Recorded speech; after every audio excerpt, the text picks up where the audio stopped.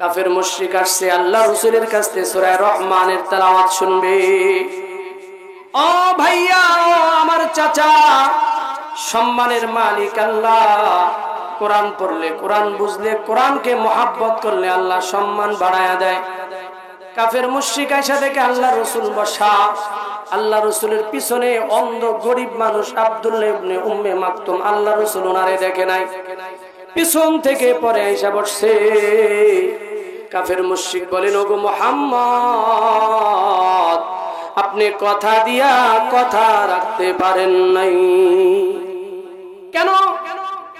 আপনি বলেছেন কোন গরিব মানুষ থাকবে না, আপনার পিছনে অন্ধ গরিব সমাজে যার কোনো দাম নাই আব্দুল্লাহ ইবনে উম্মে মাকতুম বসা, তারে বসায় রাখা আপনি ওয়াদা ভঙ্গ করেছেন। সরকার আব্দুল্লাহ ইবনে উম্মে মাকতুম রে দেখে নাই, এবার ঘাড় ঘুরাইছে, যখন দেখছে আব্দুল্লাহ ইবনে উম্মে মাকতুম, আল্লাহ রাসূল স্বাভাবিক একটু রাগ হয়ে যায়।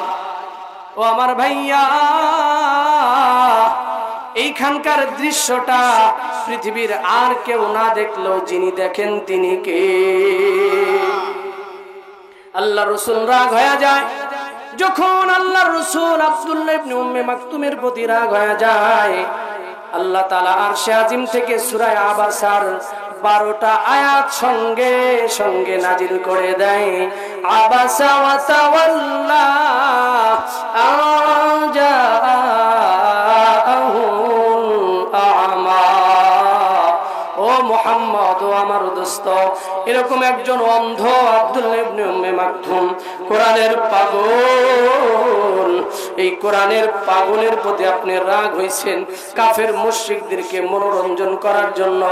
না না না, এরকম একজন উম্মে মাকতুম আব্দুল্লাহ ইবনে উম্মে মাকতুম অন্ধ মানুষ, যার দুনিয়ায় কোনো মান সম্মান নাই, কিন্তু এরকম একজন মানুষের দাম আমি আল্লাহর কাছে বড় বেশি। কোটি কোটি এরকম কাফের মুশরিকরে এক পাল্লায় রাখলে, এরকম দাম ছাড়া অন্ধ আব্দুল্লাহ ইবনে উম্মে মাকতুম রে আরেক জায়গায় রাখলে, আমার এই আব্দুল্লাহ ইবনে উম্মে মাকতুমের দরকার যার ভিতরে কোরআনের মহব্বত আছে। আল্লাহু আকবার।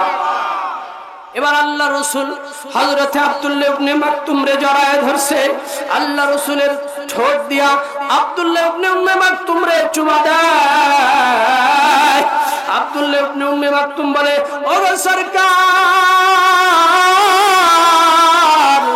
আপনার দামি ঠোঁট দিয়ে আমারে কেন চুমা দেন?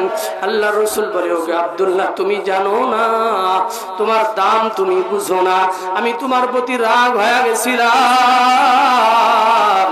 আল্লাহ তোমার মর্যাদা দেওয়ার জন্য আরশে আজিম থেকে কোরআনের 12টা আয়াত নাজিল করছে। আল্লাহু আকবার। ইউরিদুনা লিইউতফিউ নূরাল্লাহ يريدون ليطفئوا نور الله بأفواههم والله متم نوره ولو كره الكافرون।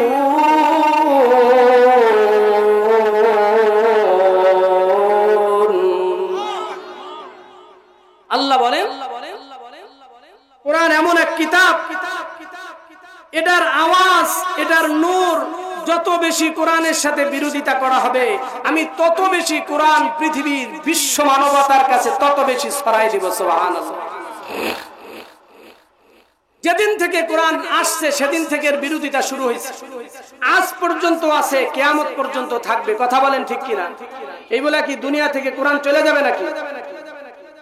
এই বলে কি দুনিয়া থেকে কোরআন চলে যাবে নাকি? এটা যেইভাবে আছে সেইভাবেই থাকবে। কথা বলেন ঠিক কিনা? আল্লাহ রাসূল সাল্লাল্লাহু আলাইহি সাল্লাম মক্কার প্রাথমিক অবস্থায় দাওয়াতের মিশন ছিল শুধু কোরআন শোনাইতো। সুবহানাল্লাহ। কোরআন শোনাইতো, কোরআন শুইনা শুইনা হাজার হাজার কাফের মুশরিক মুসলমান হয়ে যেত। সুবহানাল্লাহ। সামনে হজের মৌসুম, হজের মৌসুমে বহির্বিশ্বের মানুষ মক্কায় ঢুকবে। তো বহির্বিশ্বের মানুষ যখন কোরআন শুনবে তো তারাও মুসলমান হয়ে যাবে। কাফের মুশরিকের ভয় এবার হজের সময় তো শুধু মক্কায় ইসলাম থাকবে না, গোটা দুনিয়ায় ছড়ায় পড়বে। তাদের মাথা ব্যথা শুরু হয়ে গেছে, কিভাবে কি করা যায়। তারা পরামর্শ সবাই বসছে। আবু জেহেল, উতবা, শাইবা পরামর্শ দেয়, এক কাজ কর, মক্কায় ঢুকার যতগুলা পথ আছে সবগুলা পথের মধ্যে যুবকদেরকে দাঁড় করায়া দে। এদের একটাই কথা থাকবে, যাতে করিয়া হজ করতে মানুষ আইসা যেন মুহাম্মাদের কাছে না যায়। উল্টা পাল্টা বল, মুহাম্মদ একজন জাদুকর, এমন জাদুকর, ওই জাদু যদি কেউ শোনে সে জাদুগ্রস্ত হয়ে যায়। আচ্ছা বলেন তো, যদি আমাদের রাজবাড়িতে ঢুকার পথ দুইটা, কয়টা? একটা হলো গলন্দ থেকে, আরেকটা হলো কুষ্টিয়া থেকে। এই দুইটাই তো আমাদের রাজবাড়ি শহরে ঢুকার পথ। এখন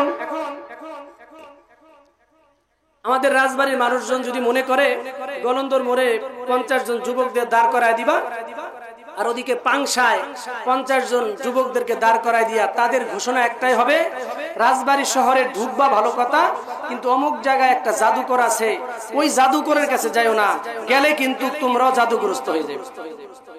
যদি অস্বাভাবিক ভাবে আজকে এই রীতি চালু হয়, যারা রাজবাড়িতে ঢুকবে এরকম ভাবে গলন্দ থেকে, পাংশা থেকে, ওই মানুষগুলার দিলের মধ্যে এই জাদুকররে দেখার আগ্রহ বাড়বে না কমবে?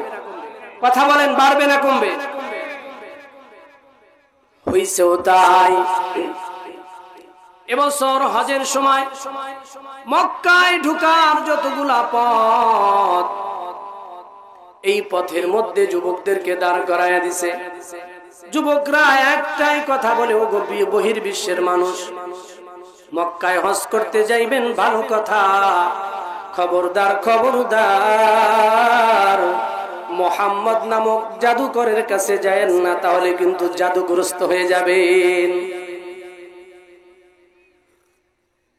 বহির্বিশ্বের মানুষ বলেন, মক্কায় ঢুকে আর ভাবেন এরকম রীতি তো আগে কখনো ছিল না। এই মুহাম্মদ কত বড় জাদুকর, তার কাছে না যাওয়ার জন্য মক্কার মানুষ যুবকদেরকে দাঁড় করায় দিছে, হজ করি আর না করি ওই জাদুকরের আগে দেখালে। কথা বলেন ঠিক কিনা? এবছর আল্লাহর রাসূলের কাছে বহির্বিশ্বের মানুষ এই জাদুকররে দেখার জন্য আসছে। জাদুকর শুধু কোরআনের আয়াত পড়ছে। আল্লাহর রাসূল কোন জাদুকর নাকি? এ কথা বলেন, কোন জাদুকর নাকি? না না, শুধু কোরআনের আয়াত পড়েছেন, কোরআনের আয়াত পড়েছেন। এর মধ্যে কেমন পাওয়ার, কেমন পাওয়ার! এর সাথে যত বেশি বিরোধিতা করা হবে, আল্লাহ তাআলা এর নূর তত বেশি প্রকাশ করে দেয়। এবার বহির্বিশ্ব থেকে যত মানুষ আসছে, কোরআন শুইনা শুইনা লক্ষ লক্ষ মানুষ আল্লাহর রাসূলের কাছে বায়াত হয়েছেন। না না, এটা কোনো জাদুর কিতাব নয়, এটা কোনো জাদুর কিতাব নয়, এটা আমার আল্লাহ রব্বুল আলামিনের কিতাব। ওগো নবী মুহাম্মদ পড়ায়া দেন, লা ইলাহা ইল্লাল্লাহু মুহাম্মাদুর রাসূলুল্লাহ। আল্লাহু আকবার।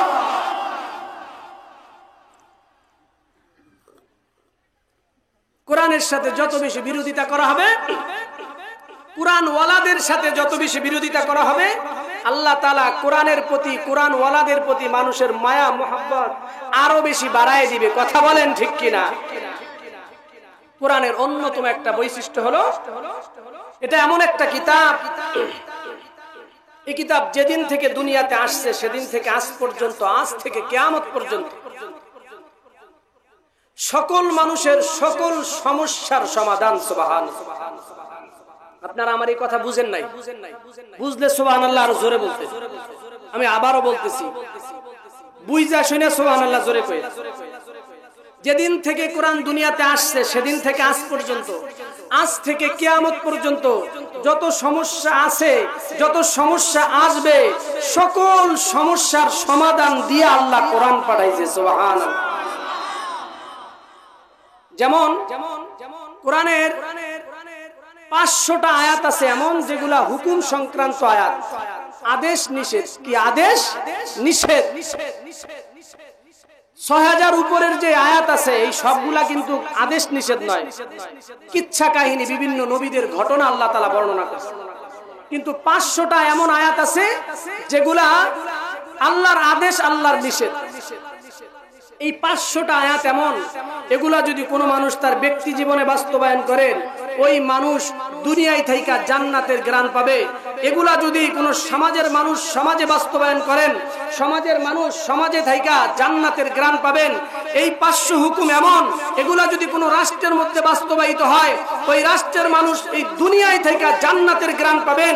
বর্তমান বিশ্বের জাতিসংঘ সহ সকল সংস্থা চাইতেছে মানুষকে শান্তি দেওয়ার জন্য, শান্তি দুনিয়াতে নাই, কারণ আল্লাহ শান্তি রাখছে কোরআনের মধ্যে। এই ৫০০ হুকুম যদি বাস্তবায়িত হয় দুনিয়াতে, খোদার কসম শান্তির জন্য অন্য কোথাও যাওয়া লাগবে না, দুনিয়ার সকল মানুষ এই দুনিয়ায় থাইকা জান্নাতের গ্রাণ পাবে। সুবহানাল্লাহ। আলহামদুলিল্লাহ। ওয়ালাইকুম আসসালাম। আমার নানা আসছেন, আপনারা বলবেন হুজুর এটা আবার কি কর? ইনি আমার নানা, আমার পরিচয়টা দিয়েই দিই। অত্র মাদ্রাসার মুহিব্বিন শামসুল হক খলিফা আমার বড় মামা। সেই সুবাদে আমি মামার কাছে জিজ্ঞাসা করছি ইনি কি হয়, আমার মার কাছে জিজ্ঞাসা করছি, আমার মা বলছেন ইনি আমার নানা হয়। বলেন না সুবহানাল্লাহ। নাতি ওয়াজ করবে, নানাই বৈশা শুনবে। আপনারা খুশি না বেজার? আমি আমার আপন নানারে দেখি নাই, আমার জন্মের অনেক আগে মারা গেছে। আমি আমার আপন নানারে দেখি নাই, কিন্তু আমি আমার নানার প্রতিচ্ছবি আমি নওয়াব আলী নানারে পাশে বসে বয়ান করতে পারতেছি নানার এলাকায়। এই জন্য আমি গর্বিত, আলহামদুলিল্লাহ। আপনারাও বলেন আলহামদুলিল্লাহ। সম্মানিত উপস্থিতি, মুসল্লিয়ান ইকরাম, যে কথা বলতেছিলাম কোরআনের হুকুম সংক্রান্ত আয়াত কয়টা? কই আপনারা ভুলে গেছেন নাকি? কয়টা হুকুম সংক্রান্ত আয়াত? ৫০০টা। জোরে বলেন কয়টা? ৫০০। এই ৫০০টার মধ্যে একটা শোনাই, বাকি ৪৯৯টা এমন আপনারা বুঝা নিয়েন। এর একটা যদি বাস্তবায়িত হয়, সাপোজ কোরআনের একটা হুকুম সংক্রান্ত আয়াত হলো সূরা মায়েদার ৩৮ নম্বর আয়াত, হিফজুল কোরআন শরীফ ৬ নম্বর পারার ১৩ নম্বর পৃষ্ঠার শুরুর দিক দিয়ে আল্লাহ বলেন السارق والسارقة فاقطعوا أيديهما والسارق والسارقة فاقطعوا أيديهما جزاء بما كسبا نكالا من الله والله عزيز حكيم।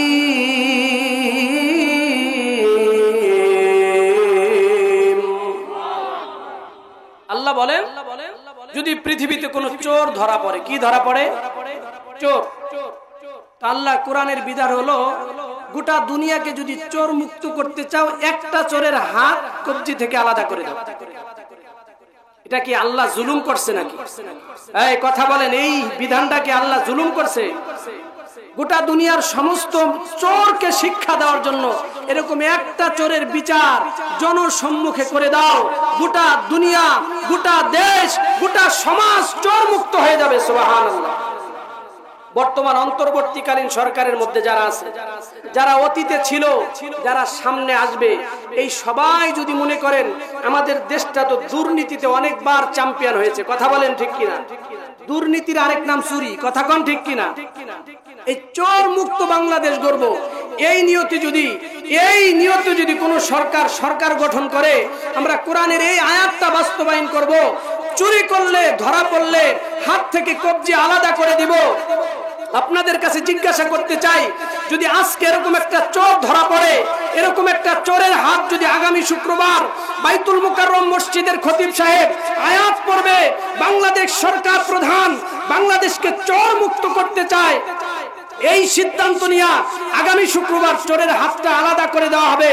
বাংলাদেশের সমস্ত জাতীয় টিভি এটা লাইভ করবে, বাংলাদেশের 18 কোটি মুসলমান এটা দেখবে। সবাই চিল্লান দিয়ে বলেন আগামী শনিবারের সূর্য উঠবে চোর মুক্ত বাংলাদেশ, কথা বলেন ঠিক কিনা? শুধু তাই না, যদি এইভাবেই বিগত আলারা রাষ্ট্র পরিচালনা করত, বিগত আলারা যদি রাষ্ট্র পরিচালনা করত তাহলে সালমান এফ রহমান জন্ম হতো না। হাজার হাজার ট্রিলিয়ন ট্রিলিয়ন কোটি টাকা এদেশের টাকা বহির্বিশ্বে পাচার হয়েছে শুধুমাত্র কোরআনের এই এক আয়াত বাস্তবায়িত না করার জন্য। তাছাড়া এরকম সালমান এফ রহমানের চুরির লিস্ট সরকারের কাছে ছিল কিনা? এই কথা বলেন, ছিল কিনা? এজন্য কোরআন আল্লাহ তাআলা দিয়েছেন গোটা দুনিয়ার সমস্ত মানুষের হেদায়েতের জন্য, সকল সমস্যার সমাধান করার জন্য। শুধু একটা বললাম, আরো 499টা এমন যদি বাস্তবায়িত হয়, ব্যক্তি জীবনে শান্তি, পারিবারিক জীবনে শান্তি, সামাজিক জীবনে শান্তি, রাষ্ট্রীয় জীবনে শান্তি, আন্তর্জাতিক জীবনে শান্তি। কোরআনকে মাইনাস করিয়া কোন ব্যক্তির তন্ত্র মন্ত্রের মধ্যে শান্তি ছিল না, আজও নাই, কিয়ামত পর্যন্ত শান্তি আসবে না। কথা বলেন ঠিক কিনা? কোরআন এমন একটা কিতাব, মানুষের সকল রোগের ঔষধ বানায় আল্লাহ কোরআন পাঠিয়েছে। আমি আবারও বলতেছি, আপনারা বুঝেন নাই বোধহয়। কোরআন এমন একটা কিতাব, এই কিতাব মানুষের সকল রোগের ঔষধ। সুবহানাল্লাহ। জ্বর, ঠান্ডা, মাথা ব্যথা, কাশি, মানুষের দিলেও রোগ হয়, গীবত, শিকায়েত, চগলখড়ি, পরনিন্দা। কথা বলেন ঠিক কিনা?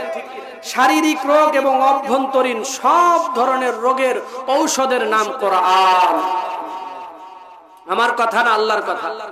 আল্লাহ বলেন সূরা বনী ইসরাঈল 82 নম্বর আয়াত, হিফজুল কোরআন শরীফ 15 নম্বর পারার 9 নম্বর পৃষ্ঠার শুরুর দিক দিয়ে আল্লাহ বলেন, ওয়ানুনাজ্জিলু মিনাল কুরআন ওয়ানুনাজ্জিলু মিনাল কুরআনি মা হুয়া শিফাউন ওয়া রাহমাতুল লিল মুমিনিন।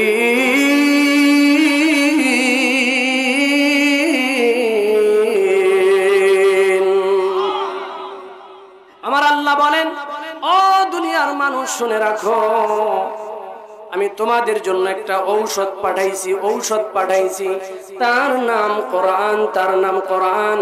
যদি তোমরা কোরআন পড়ো, কোরআন বুঝো, কোরআন পড়ো, কোরআন বুঝো, কোরআন অনুযায়ী জীবন চালাও, কোরআনের আয়াত পড়া পড়া তোমরা যদি ফু দিতে পারো, ঝাড়ফুঁক করতে পারো, যদি বিশ্বাস নিয়ে ঝাড়ফুঁক করতে পারো, এর মধ্যে এমন পাওয়ার আমি আল্লাহ দিয়েছি, এটা সকল রোগের ঔষধ বানায় আমি আল্লাহ কোরআন পাঠাইছি। সুবহানাল্লাহ।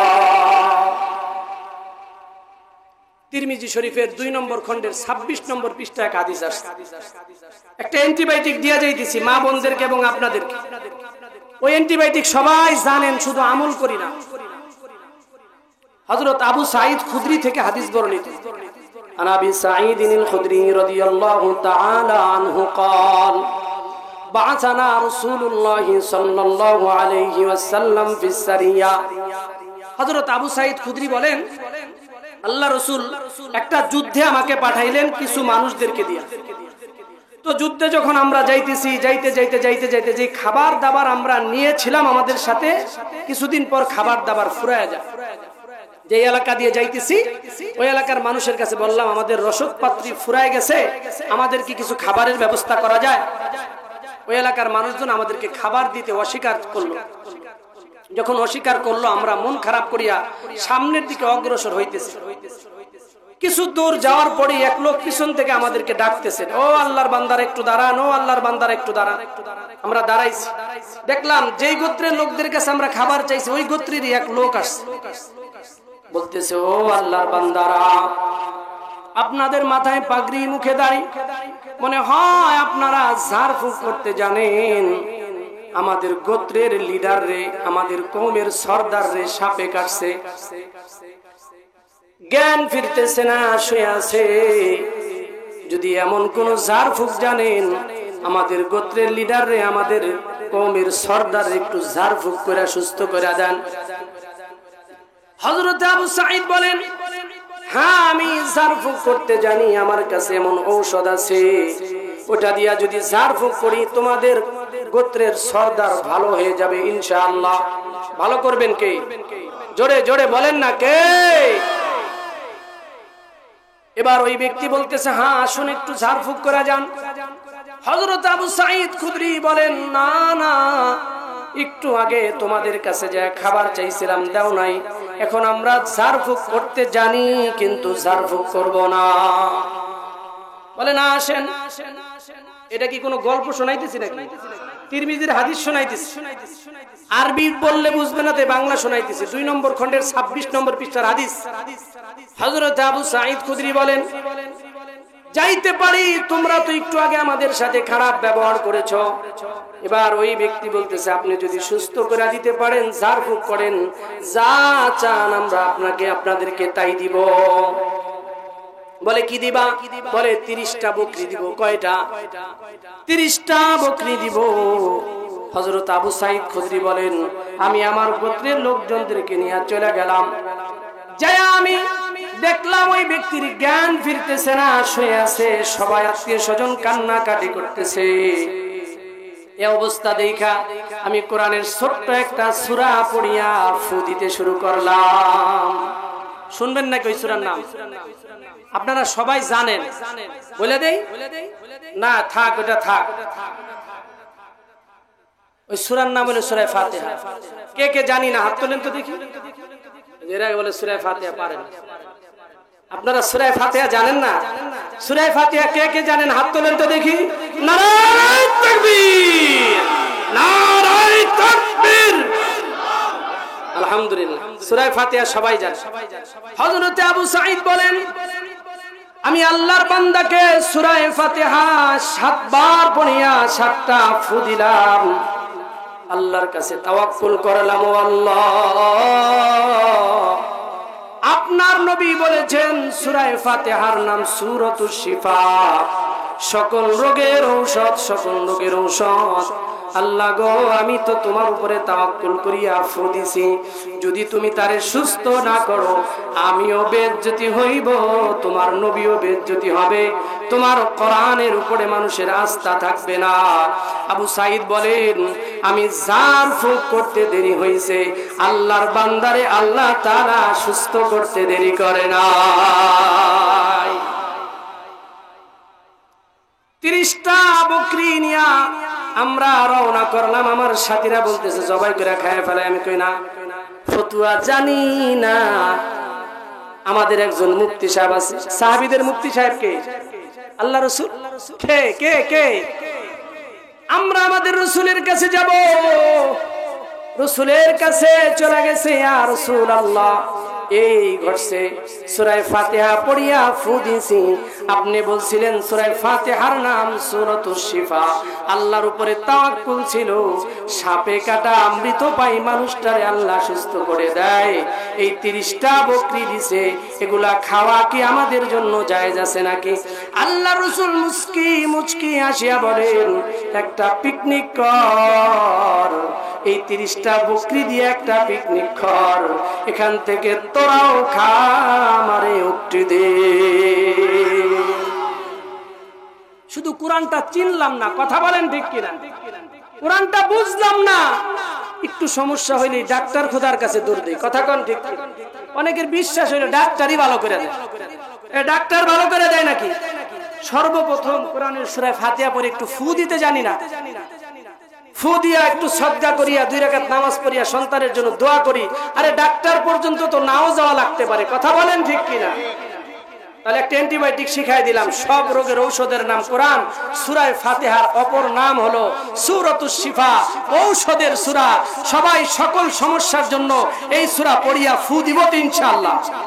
হুজুরের কাছে যাওয়া লাগবে না, খালি হুজুরের কাছে ফু নেওয়ার জন্য।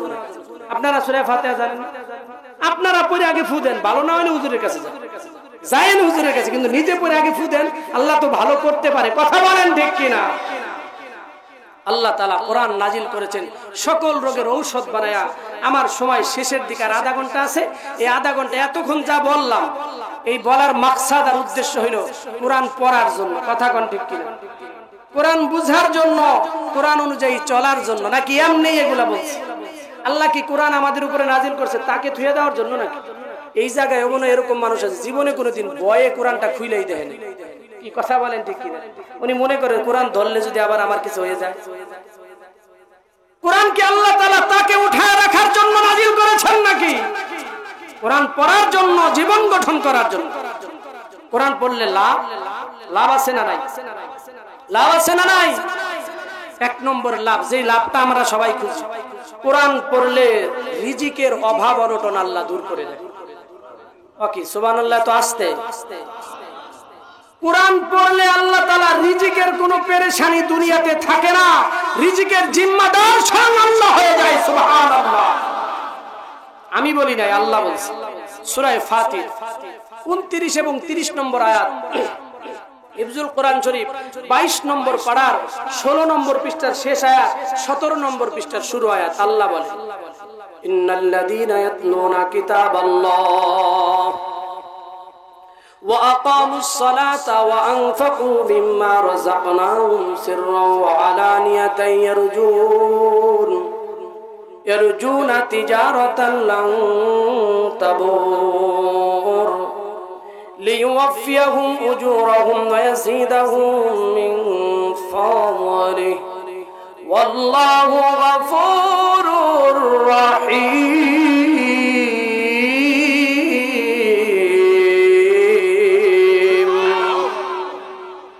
আমার আল্লাহ বলেন, ইন্নাল্লাযীনা ইয়াতলুনা কিতাবাল্লাহ, যারা কিতাব পড়ে, কোরআন পড়ে, কিতাব পড়ে, কোরআন পড়ে, এই মানুষগুলা এমন একটা ব্যবসা করে, এমন একটা ব্যবসা করে, ওই ব্যবসার মধ্যে কোনো লসের সম্ভাবনা নাই। ব্যবসার মধ্যে কোনো কি নাই? লস নাই, বরকতওয়ালা জীবন দিবে আল্লাহ তাআলা। ওই জীবনে কোনো বরকত শূন্য হবে না। যেই জায়গায় হাত দিবে কোরআন পড়নেওয়ালা, সেখানেই আল্লাহ বরকত দিবে। সুবহানাল্লাহ।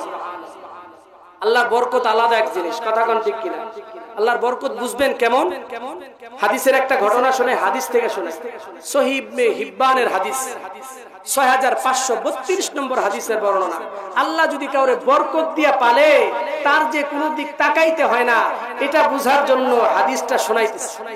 আন আবি হুরায়রা রাদিয়াল্লাহু তাআলা আনহু قال أتيت رسول الله صلى الله عليه وسلم بالتمرات قد صفقتهن في يدي فقلت يا رسول الله ادع لي فيهن بالبركة فدعا لي فيهن بالبركة وقال إذا أردت أن تأخذ شيئا فأدخل يدك ولا تنثره نصرا إلى آخر الحديث। হযরত আবু হুরায়রা রাদিয়াল্লাহু তাআলা আনহু থেকে বর্ণিত, হযরত আবু হুরায়রা বলেন, আমি কিছু হাতের মধ্যে খেজুর নিয়া আল্লাহর রাসূলের কাছে গেলাম, যা বললাম, ওগো সরকার, আমার এই সম্বল আছে, আমি গরিব মানুষ, আমার এই খেজুরের মধ্যে একটু ফু দিয়া দেন, যাতে করে আল্লাহ তাআলা খেজুরের মধ্যে বরকত দেয়। খেজুরের মধ্যে আল্লাহ কি দেয়? বরকত দেয়। আমি কোরআনের ছাত্র, হাদিসের ছাত্র, আমি তো ইনকাম করতে যাইতে পারি না, আমার এই কটা খেজুর আছে, আমার আর টাকা পয়সা নাই, একটু দোয়া করেন যেন আল্লাহ খেজুরের মধ্যে কি দেয়? বরকত দেয়। হযরত আবু হুরায়রা বলেন যে আল্লাহ রাসূল ফু দিয়া দিল, ফু দিয়া বইলা দিল, আবু হুরায়রা, তুমি এই খেজুরগুলা যেই পাত্রের মধ্যে রাখবা, যেই ভান্ডর মধ্যে রাখবা, তুমি চোখ বন্ধ করিয়া সেখান থেকে খাইতে থাকবা, খবরদার দেখ বানার কয়টা আছে, দেখ বানার কয়টা আছে। হযরত আবু হুরায়রা রাদিয়াল্লাহু তাআলা আনহু বলেন, ও দুনিয়ার মানুষ, আল্লাহ তাআলা যারে বরকত দিয়া পালে, বরকত দিয়া পালে, যারা কোরআন পড়ে, হাদিস পড়ে, কোরআন অনুযায়ী জীবন গঠন করে, আমি একজন কোরআনের ছাত্র, আল্লাহ তাআলা যে জিন্দেগীর মধ্যে কোনো অভাব অনটন রাখবে না, তার প্রমাণ আমি আবু হুরায়রা। আল্লাহ রাসূল ওই খেজুরের মধ্যে বরকতের দোয়া করে দেয়। এবার আমি ওই খেজুরগুলা একটা খুঁতির মধ্যে নিয়ে মাজার মধ্যে বাইন্ধা রাখলাম। খুঁতি বুঝেন? খুঁতি আমি ছোটবেলায় আমি খুঁতি বুঝতাম, তাহলে মুরব্বী চাচারা হয়তো বা বুঝে, বর্তমান আপডেট আলারা বুঝে না, কথা কোন ঠিক কি? মাজায় রাখতো টাকা পয়সা রাখার জন্য। তো আমি খুঁতির মধ্যে খেজুরগুলা রাখছি, রাইখা যখন আমার ক্ষুধা লাগতো আমি ওখান থেকে চোখ বন্ধ করে খাইতাম। কেউ যদি আমার কাছে খাবার চাইতো আমি তারে দিতাম। আল্লাহ রাসূল যতদিন বাইচা ছিল ততদিন ওখান থেকে নিয়ে নিজেও খাইছি, অন্যজনকে খাওয়াইছি, খেজুর ফুরায় নাই। এরপর হযরত আবু বকর সিদ্দিক রাদিয়াল্লাহু তাআলা আনহুর খেলাফতকাল 2 বছর 6 মাস আমি বাইচা ছিলাম, ওখান থেকে নিজে খিদা লাগলে নিয়ে খাইছি, অন্যরে খাওয়াইছি, খেজুর ফুরায় নাই। শুধু তাই না, হযরত ওমরের 10 বছরের খেলাফত কাল, ওখান থেকে খেজুর নিয়ে খাইছি, অন্যরে খাওয়াইছি, খেজুর ফুরায় নাই। ও দুনিয়ার মানুষ, ও দুনিয়ার মুসলমান, শুনে রাখো, আমি আবু হুরায়রা বলতেছি। এরপর হযরত ওমর চলে যায়, হযরত উসমানের খেলাফত কাল 12 বছর। কয় বছর? হযরত উসমানের 12 বছর, হযরত ওমরের 10 বছর, হযরত আবু বকরের 2 বছর 6 মাস, আল্লাহ রাসূলের কিছুদিন, প্রায় 25 বছর পর্যন্ত ওই খুঁটি থেকে আমি খেজুর খাইছি। হযরত ওসমান রাদিয়াল্লাহু তাআলা আনহু যেদিন শাহাদাত বরণ করেন, সেদিন একটা গন্ডগোল লাগা যায়, সেদিন একটা যুদ্ধ বাইধা যায়। ওই যুদ্ধে আমার খুঁটিটা, খেজুরের খুঁটিটা হারায়া যায়। সেদিন থেকে আমি খুঁটি হারায় ফেলছি, অনেক আফসোস করছি। আর তোমাদেরকে শোনায়া যায়, ও দুনিয়ার মানুষ, শুনে রাখো, ওই দিন যদি ওই খুঁটিটা না হারাইতো, আল্লাহ যদি আমার কিয়ামত পর্যন্ত হায়াত দিত, আমি একজন কোরআনের ছাত্র, আমি একজন কোরআনের ছাত্র। আল্লাহ বলছে রিজিকের কোনো অভাব অনটন কোরআনের ছাত্রর মধ্যে থাকবে না। সুতরাং এই অবস্থায় আমি যদি কিয়ামত পর্যন্ত হায়াত পাইতাম, আল্লাহ রাসূল বরকতের দোয়া করে গেছেন, ওই খুঁটি যদি কিয়ামত পর্যন্ত আমার কাছে থাকতো, তাহলে কিয়ামত পর্যন্ত খাইতাম, খেজুর ফুরাইতো না। বলেন না সুবহানাল্লাহ। আল্লাহ রাসূল সাল্লাল্লাহু আলাইহি ওয়াসাল্লাম বরকতের দোয়া করছে কোরআনের ছাত্রের জন্য। আল্লাহ বলছেন যারা কোরআন পড়ে, নিজের জীবনে বাস্তবায়িত করে, আল্লাহ তাআলা তাদের জীবনের মধ্যে রিজিকের কোনো অভাব অনটন রাখে না। সুতরাং আমরা যারা অভাব মুক্ত জীবন গঠন করতে চাই, কোরআন পড়তে হবে, কোরআন শিখতে হবে। কথা বলেন ঠিক কিনা? বলবেন হুজুর আমাকে রিজিক মেলা আছে, গোলায় ধান আছে, মাঠে অনেক চাইল আছে, ধান আছে, অনেক কিছু আছে, রিজিক লাগবে না, সম্মান টম্মান কি বাড়ে কিনা তাই একটু কয়ে যান। কথা বলেন ঠিক কিনা? সম্মান টম্মান কি কোরআন পড়লে বাড়ে কিনা জানা দরকার আছে না নাই? কোরআন পড়লে কি সম্মান বাড়ে? আল্লাহ বাড়ায় দেয় সম্মান। কথা বলেন, বিশ্বাস আছে না নাই? আল্লাহ রাসূলের হাদিস, তিরমিজির 2909 নম্বর হাদিসের বর্ণনা। ক্বালা রাসূলুল্লাহ সাল্লাল্লাহু আলাইহি ওয়াসাল্লাম, খায়রুকুম মান তাআল্লামাল কুরআনা ওয়া আল্লামা। সরকারে দু আলম নবী মুহাম্মদুর রাসূলুল্লাহ সাল্লাল্লাহু আলাইহি ওয়াসাল্লাম বলেন, যারা কোরআন পড়ে, অন্যরে কোরআন শিখায়, আল্লাহ তাআলা তাদের মর্যাদা বাড়ায় দেয়। আল্লাহ তাদের কি বাড়ায় দেয়? মর্যাদা বাড়ায় দেয়। হযরত আব্দুল্লাহ ইবনে উম্মে মাকতুম রাদিয়াল্লাহু তাআলা আনহু কোরআনকে ভালোবাসে, কোরআন পড়ে, কোরআন শুনতে ভালোবাসে। অন্ধ সাহাবী। কি সাহাবী? চোখে দেখে না। আপনারা কি আমার কথা শুনতেছেন? এই যে অনেক মানুষ উঠতেছে, এই মাঝখানে জায়গাগুলো ফাঁকা, একটু জিকির করিয়া সামনের দিকে আসি তো। লা ইলাহা, একটু উঠেন, সবাই উঠেন, যারা এই সামনের ফাঁকা জায়গাগুলো একটু ভরা দেন, আল্লাহ তাআলা রহমত দিয়া দিল ভরা দিবে। লা ইলাহা,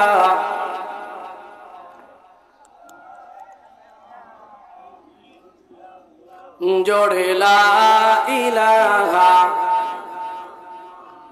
লা ইলাহা, লা ইলাহা ইল্লাল্লাহু মুহাম্মাদুর রাসূলুল্লাহ সাল্লাল্লাহু আলাইহি ওয়াসাল্লাম। সম্মানিত উপস্থিতি, যে কথা বলতেছিলাম, কোরআন পড়লে সম্মান বাড়ায় দেয় কে? সম্মান বাড়ানোর মালিক কে? জোরে কোন, জোরে কোন, জোরে কোন কে? আল্লাহ বলেন, وتعز من تشاء وتعز من تشاء وتذل من تشاء بيدك الخير إنك على كل شيء قدير। আমার আল্লাহ বলেন, সম্মান দেওয়ার মালিক আমি আল্লাহ, সম্মান আমি দেই। আবার যদি কাউরে চাই তো সম্মানের চূড়া থেকে ডাস্টবিনে ফেলায় দেই। আল্লাহর ক্ষমতা আছে না নাই? কোরআন পড়লে সম্মান বাড়ে।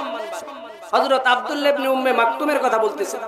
অন্ধ সাহাবী, অন্ধ, চোখে দেখে না, কোরআন বুঝে, কোরআন পড়ে, কোরআন শুনতে ভালোবাসে। কাফের মুশরিক আল্লাহ রাসূলের কাছে এসে আবেদন জানাইলো, ইয়া রাসূলুল্লাহ, আমাদের মনে চায় আপনার কণ্ঠে কোরআন শুনবো, তাহলে শোনো। বলে শুনবো তো ভালো কথা, কিন্তু যেই মজলিসে বৈশা শুনবো ওই মজলিসে গরিব মানুষ বৈশা থাকে। এই জন্য তাদের সাথে বসতে আমাদের একটু খারাপ লাগে, আমাদের ইগুতে বাধে। কথা বলেন, এমনও মানুষ এই জমানায় আছে না নাই? গরিবদের সাথে বসতে চলতে ফিরতে অহংকার দেখায়। আল্লাহ তাআলা বলেন এদেরকে আমি আল্লাহ তাআলা সম্মানের চূড়া থেকেও ডাস্টবিনে ফালাই দিতে পারি। কথা বলেন ঠিক কিনা?